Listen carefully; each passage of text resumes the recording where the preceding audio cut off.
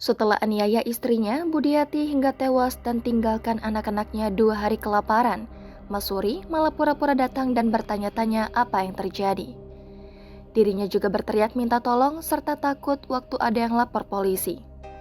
Menurut Gunadi, ketika ketua RT menemukan jasad Budiati, suami korban tidak ada di rumah itu.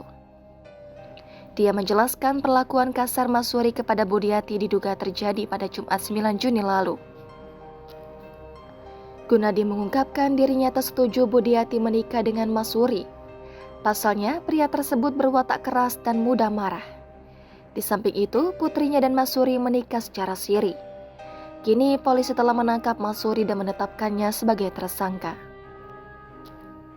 Kasus ini terungkap usai ketua RT setempat mendengar tangisan bayi secara terus-menerus dari rumah korban. Ia menuturkan 3 cucunya tersebut sempat terlantar selama 2 hari.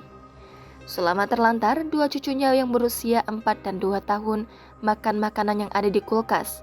Gunadi menilai 2 bocah itu tak tahu bahwa ibunya sudah meninggal. Sewaktu ditemukan, 2 anak tersebut sedang memeluk punggung jasad ibunya. Selepas ditemukan, anak berusia 4 tahun dan 2 tahun itu dirawat oleh Gunadi di rumahnya.